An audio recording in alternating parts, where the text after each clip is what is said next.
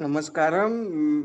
मैं नमन श्याम सुका हूँ। I am based in Calcutta और मैं इसी से परस्यू करता हूँ। अभी right now I am in Bengaluru. Thank you. Okay, so myself Aditya Mukherjee, I am from Kolkata and right now I am studying BBA in entrepreneurship from Elite College. Thank you. Okay, so let me ask you some question. So why do you think Hike copied every features from WhatsApp, Facebook, Instagram? For example, Hike didn't have any unique selling proposition. It had all the features of WhatsApp, Facebook, and Instagram. So why do you think Hike tried to mix those features and make themselves very innovative? Naman, what do you think? Well, I think obviously Hike was one of the first, India's first messaging apps, and it was quite successful in the starting Android era, or I would say the smartphone era. It was quite successful that time. I do remember that I have used Hike once when there was no WhatsApp available for the Symbian OS phones, that is like Nokia phones. So I have used Hike, and that was a great experience. But now I think WhatsApp, being a global player, and many it has a huge user base first of all, and not only in India but also globally, people use WhatsApp. So it's like a universal messaging app, right?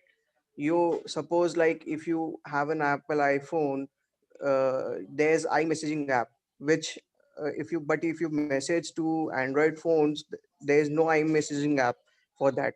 WhatsApp is like a universal thing. You can use in Android, you can use in iOS. iOS users can message to Android users via WhatsApp. Now they have added more features like calling and all. So I think what happened was, like, Hike business model was a little bit different than WhatsApp. So I think I believe that business models change over time. And what I saw through this video is Hike did not change its business model, did not adapt to the situations of the current scenario. So that's why I think Hike failed. Okay, Atul sir, what's your opinion? So मेरा my experience is कि किसी भी industry में किसी भी नए platforms आते हैं but there is only space for few big players.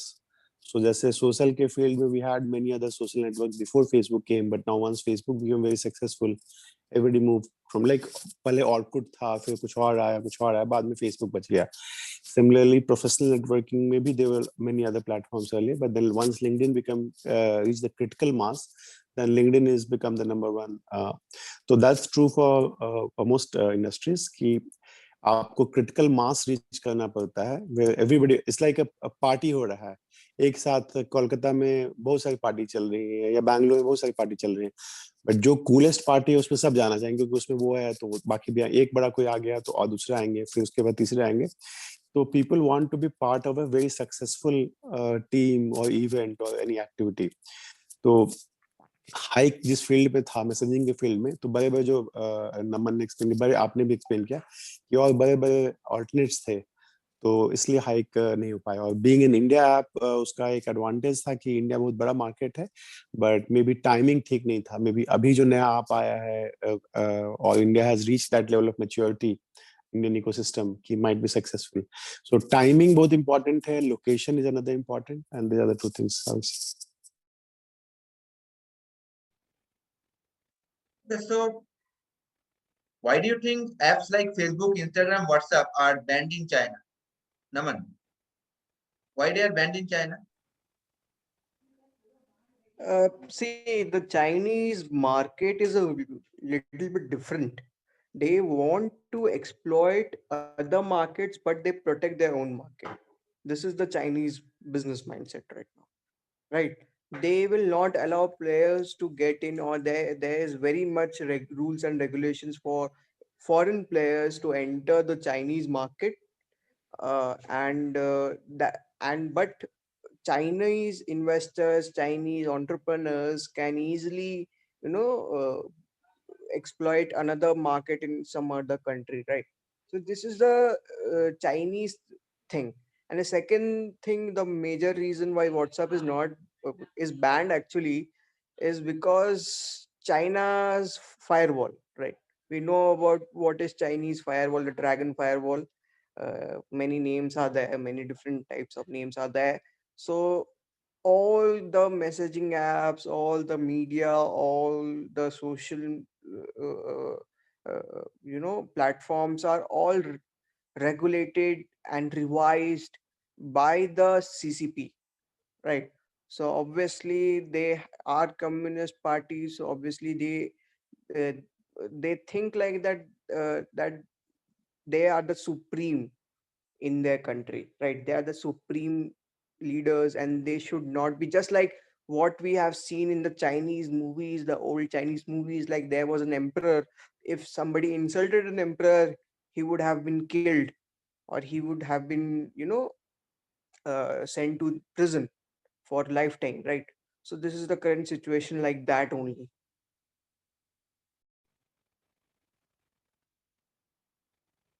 So Atul sir, what's your take on this? So मेरा जो अंडरस्टैंडिंग है, नमन ने अच्छा एग्जांपल लिया चाइना का कि what China did with many other technology platforms. They initially banned Facebook. They initially banned most of the American platforms because China is a very large country, powerful country. तो उनको लगा कि and also the emperor wants to control everything. So for them, Facebook was a threat because people can talk anything about even the Chinese emperor president. So they were insecure about that. So that's why they wanted to keep platforms like Facebook and all these other platforms away from China. They wanted a Chinese app, a Chinese social media, and because they can control the Chinese app. So let's say Facebook is an American company, Google is an American company, LinkedIn is an American company. So China would have limited control over them because the headquarters is in USA. So China cannot control them. All they can do is they can regulate them within China, but outside. So that's why uh, they want to build the Chinese ecosystem. And उन्होंने बहुत सारे जो Chinese startups हैं, चाहे वो there are many, we all know कितने सारे Chinese companies हैं, they have become very big. So through that, China was able to build the Chinese entrepreneurial ecosystem, Chinese company, and people, companies where they have a lot of influence and control over. And one other point I would like to highlight is in the age of data privacy and control, governments have also started controlling it. Like European Union has like a GDPR law. So you have the privacy laws. You have to, if you want to operate in Europe, you have to follow the GDPR policies of Europe. Similarly, India also has some of these policies, and they also put that if you want to, if your services are selling in USA, then USA would like your servers to be in USA. Similarly, India has said, okay, if you want to selling something in India or even a social media site, your server has to be in India, because then the data is the new oil, people keep saying. So they want to control everything, and most countries want to. So that is why China has been to bully other companies. If you want to operate in China, then put your server in China, create jobs in China, and then they will allow you to operate. So I think that's where I think India learned it a bit much later. अभी India में क्या है कि अभी हमारे पास कुछ Twitter को India ने जैसे कि काफी कंट्रोल किया या बैन भी करने की बात हुई थी. So because of some anti-India things, Twitter CEO owner Jack Dorsey allowed it to happen. So किसी भी company को control करना is hard for anyone in the age of internet. So the way large countries want to do is they want to bring your team. You have to set up an office in India. You have to get registration in India, and also follow the laws of India. And that's what most large countries do. And that's the reason why many startups can't operate in China without China government permission. Sure. Okay, Naman. So why do you think Hike Messenger only targeted specific age group, like age group from 18 to 23, unlike WhatsApp? Uh, I think, the high person, the 18 to 23, obviously they wanted to make it more, Gen Z sort of like, they did not, I don't think so that they initially targeted 18 to 23, because mostly social media platforms do not have a age thing, they don't target age, they target full ecosystem or full population of the thing, whether you are 10 years old or whether you are 70 years old. They obviously they want to expand the user base because they want to make more and more data profile. They want to, you know enhance their algorithms. So obviously they need more and more people to join the social media platform, right? So if you say about the design elements, that is to some extent, I would say, yeah, hike, they wanted to make it like more fun, more easy to use, more jolly sort of what the characters that we as a generation Z people have, right? We are more jolly, we are more thinking independently, right? So they wanted to do that, I think. Yeah. Atul sir. So, Saitra, I will leave the group. I had joined the group because, and I have been with part of the GDA 10 group for a long time. So, just from a loyalty perspective, I wanted to make sure that I joined. But I was in a larger, very large, wonderful clubhouse meeting, which had Ritesh Agrawal and others. So, which I'm on the stage. He has left, but hundreds of people. So, I'll have to go back there to make sure that if there are any questions, I can answer. It's okay, hopefully. Okay, Atul sir, sure. do add me in the clubhouse now. So you have an iPhone, right? Yeah, I have. I will just say you it. Because they have restricted in few countries only, so only in US. And so I'll share the invite with you, Naman. Atul sir, then add me also. Yeah, thank you. Uh, so it's only currently available in iPhone, and there's some limitations, but I will definitely try to share the invite with you guys. Okay, sure. Yeah, thank you. Yeah, I have an It's very iPhone. Yeah. This is very, very wonderful. So I wanted to promote all the startup groups, especially Indian startup groups I'm part of. I wanted to invite you to Clubhouse because the type of conversation in Clubhouse is very, very amazing, different quality. Like we had Elon Musk, then it really became so big. It's just now I said Ritesh Agrawal joined. The type of people there are, the startups, investors, VCs, very, very amazing, different type. Anderson Haraway, some of the topmost VCs of the world, they are there on Clubhouse. So yeah, definitely would like to invite as many people as I can. Let's see how can I invite you. Okay. Yeah, okay, no problem. Okay, bye. Okay, sure. Okay, so Naman, the last question. So, do you think WhatsApp can go out of business in future? Because you see, after the updated policy, many people are shifting to Telegram. So, what's your opinion about it? Do you think WhatsApp would fail? See, the thing is, right now, the current situation, I think all the social media platforms who have their headquarters in America are playing dual game with us, or I would say two by two. Okay. So they are playing dual games with us. The thing is, I will give you an example what happened, like the recent example only with Twitter. We have seen the US Capitol, right? And we have seen the Republic Day, what happened on Republic Day, the the damage of the Red Fort, and the violence in the Delhi uh, capital is similar to what happened at US capital, right? They were, damaging the public property and everything. Same just like that. Red Fort is very much, it's a historic moment of India, Red Fort, obviously. So the thing is here, when US Capitol happened, Twitter did not hesitate to ban Donald Trump, the then president of America, and they did it in just few seconds after that incident happened.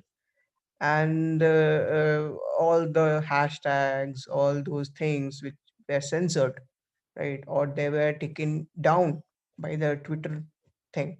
But now we have seen that farmers protests and all those things, they are not obeying the thing, right? They're not obeying the government also. They are promoting that thing.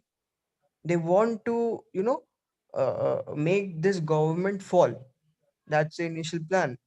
And that's why I think Twitter is playing games. Twitter is playing with the policies of many different countries.